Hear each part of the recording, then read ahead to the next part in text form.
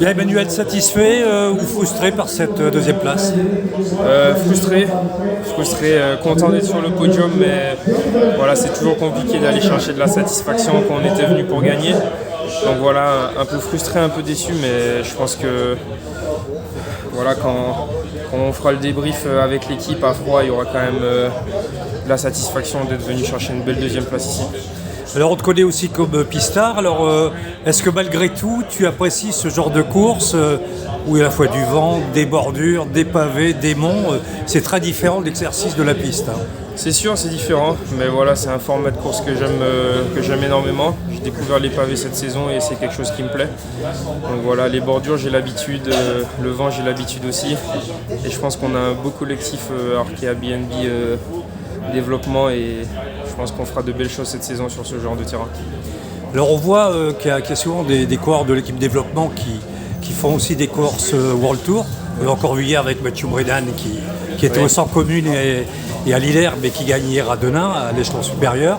Est-ce que toi, c'est un petit peu dans tes objectifs cette saison ou alors tu vas vraiment te concentrer sur les U23? Disons que les premiers objectifs de la Conti, c'est d'être performant sur les classes 2 et en U23.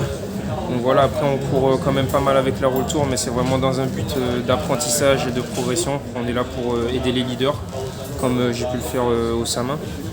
Et voilà, par contre, lorsqu'on est là avec la Conti, c'est pour performer et pour aller chercher des résultats.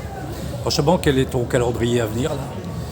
Alors à court terme, je vais d'abord rentrer à la maison pour récupérer un peu et après bien préparer les gros objectifs qui arrivent et ça sera Paris-Roubaix 23, le Tour de Bretagne et Gand-Wevelgem.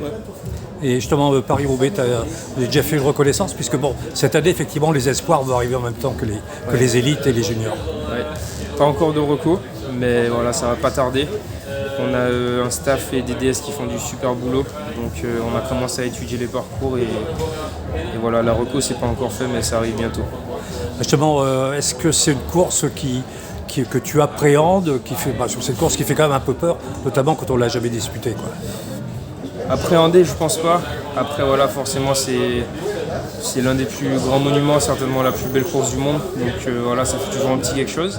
Ça sera ma première participation, donc voilà, j'ai hâte.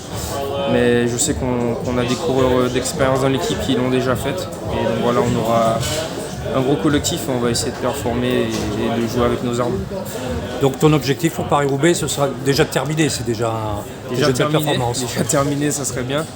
Mais voilà, aider mes leaders qui seront là sur ce jour-là. Ok, voilà. Merci Emmanuel. Merci à vous.